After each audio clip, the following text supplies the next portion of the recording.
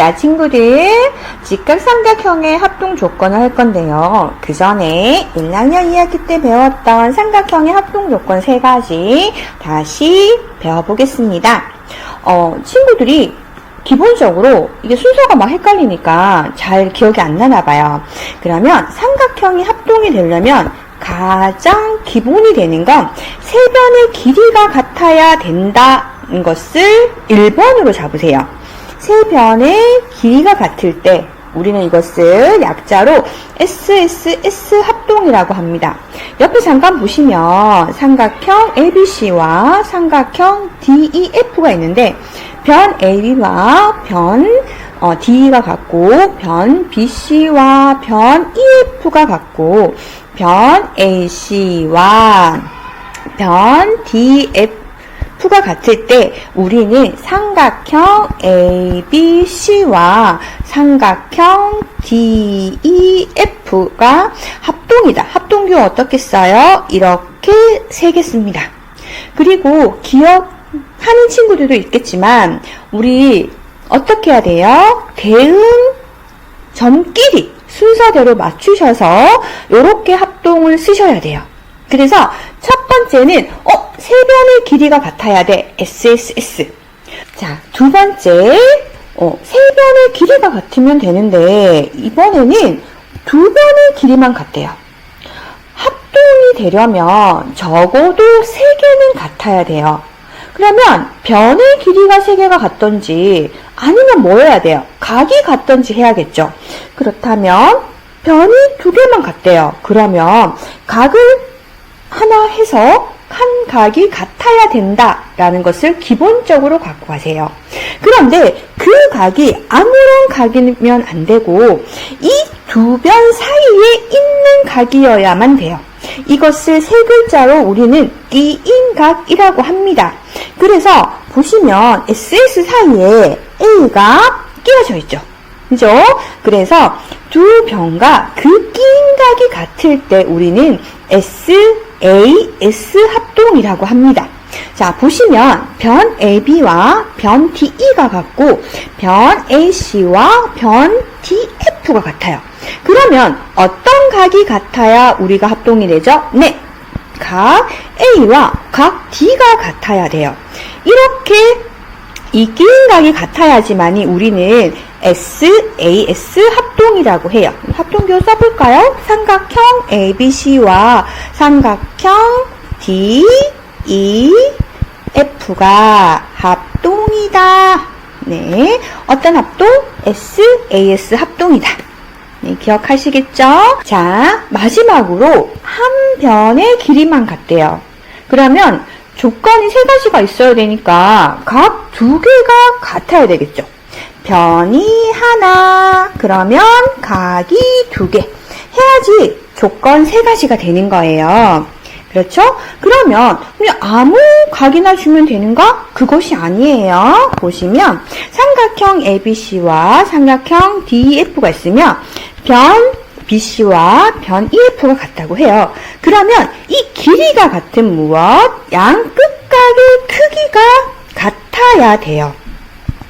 만약에 다른 각을 주면 안 돼요. 한 변의 길이와 그 양 끝각이 같을 때 우리는 이것을 ASA 합동이라고 해요. 글자도 보면 그래요. 중간에 변이 있죠. 그죠? 그 각이 어디 있어요? 양 끝에 있죠. 그렇죠?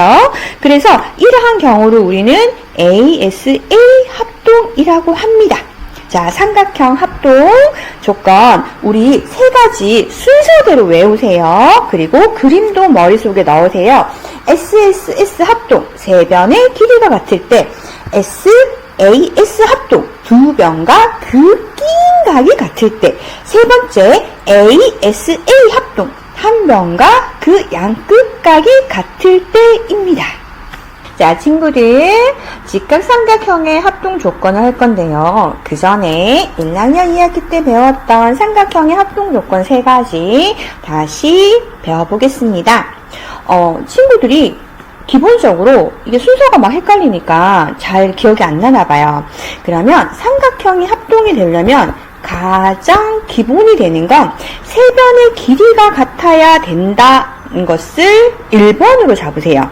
세 변의 길이가 같을 때 우리는 이것을 약자로 SSS 합동이라고 합니다. 옆에 잠깐 보시면 삼각형 ABC와 삼각형 DEF가 있는데 변 AB와 변 DE가 같고 변 BC와 변 EF가 같고 변 AC와 변 DF가 같을 때 우리는 삼각형 ABC와 삼각형 DEF가 합동이다. 합동규 어떻게 써요? 이렇게 세겠습니다. 그리고 기억하는 친구들도 있겠지만 우리 어떻게 해야 돼요? 대응 점끼리 순서대로 맞추셔서 이렇게 합동을 쓰셔야 돼요. 그래서 첫 번째는 세 변의 길이가 같아야 돼. SSS. 자, 두 번째 세 변의 길이가 같으면 되는데 이번에는 두 변의 길이만 같대요. 합동이 되려면 적어도 세 개는 같아야 돼요. 그러면 변의 길이가 세 개가 같던지 아니면 뭐 해야 돼요? 각이 같던지 해야겠죠. 그렇다면 변이 두 개만 같대요. 그러면 각을 하나 해서 한 각이 같아야 된다라는 것을 기본적으로 갖고 가세요. 그런데 그 각이 아무런 각이면 안 되고 이 두 변 사이에 있는 각이어야만 돼요. 이것을 세 글자로 우리는 끼인각이라고 합니다. 그래서 보시면 SS 사이에 A가 끼워져 있죠. 그죠? 그래서 두 변과 그 끼인각이 같을 때 우리는 SAS 합동이라고 합니다. 자, 보시면 변 AB와 변 DE가 같고 변 AC와 변 DF가 같아요.